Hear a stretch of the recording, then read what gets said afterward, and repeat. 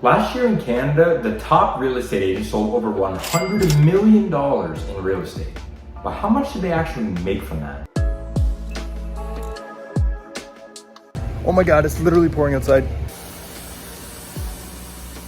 Before we get into the video, if you guys could do me a huge favor and please subscribe. Hit that little button somewhere down here. It would mean a lot to me. Turn on notifications, hit the like button, share it with your friends, all that cool stuff. That's all I'm gonna say. Enjoy the video. Hi, my name is McLeod-Voakes. For those of you who don't know me, I'm a real estate agent from Ontario, Canada, and we're here today to talk about something very important, the money side of real estate. How much do real estate agents actually make in 2024? So I'm sure there's a lot of you guys out there that are on social media or on Instagram, YouTube, whatever it may be, and you see somebody sell a house for $2 million. And you're like, wow, man, that is a lot of money. But how much do they actually make? If you watch the real estate shows, you watch Owning Manhattan, you watch Buying Beverly Hills, you see two things. You see the sale price and you see the commission. That's it. You don't see any of the taxes, any of the fees. So today, we're gonna dig deep and I'm gonna explain to you guys how much real estate agents actually make. So in Ontario, Canada, and fairly typical to most of the rest of the world, the average commission split on the transaction of a home is 5%. Now, that 5% is normally split right down the middle, 2.5% to the buyer side and 2.5% to the seller side. So if a home sells for $1 million at a 5% commission rate, then the commission would be $50,000. That $50,000 is then split right down the middle for $25,000 to the seller side and $25,000 to the buyer side. Now, you might be thinking, so I just sold a home and I get $25,000. Well, I'm gonna buy a car, or let me get a new watch, let's go out for dinner. Hold up. You forgot about the fees and the taxes. So most brokerages have different splits and fees, but for a standard, let's use a 60-40 split. So what that means is, out of this 25% commission, the brokerage is going to take 40% of that and you keep 60% of that. This means that the brokerage is going to take $10,000 of your $25,000 and you're going to keep the other $15,000. Now, while this is all fine and dandy, the other thing that you have to worry about is taxes. As real estate agents, one thing that I really want to share with you guys is to live in the net, not the gross. So the gross is the $25,000. You can't live in that. You have to live in the net. After the taxes, after the fees, after everything, what is your net?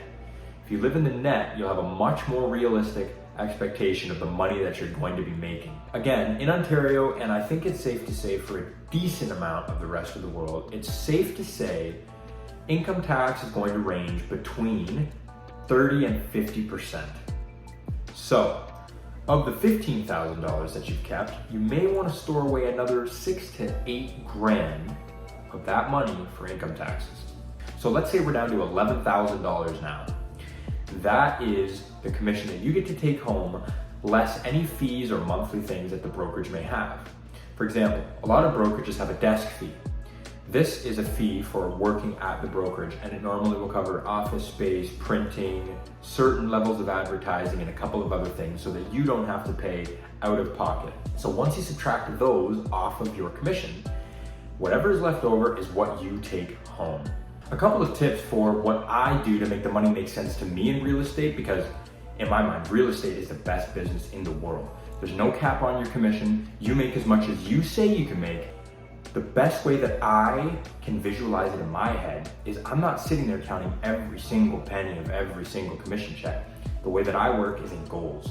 So I have a set income goal in my mind of what I would like to make net, not gross.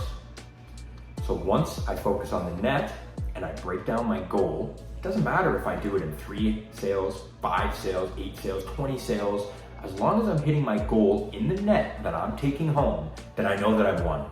So let's say that you want to get to $100,000 in net commission in your first 2 or 3 years in real estate. You have to break it down like this. So if the average house sale price in your area is $500,000, then you know at 2.5%, your commission is going to be approximately $12,500. Then you have to take off your taxes, your fees, etc., etc., etc. So let's say that you're walking away from each sale netting $8,000. You know at 10 sales, that's $80,000. At 12 sales, that's $96,000. And at 13 sales, that's $104,000.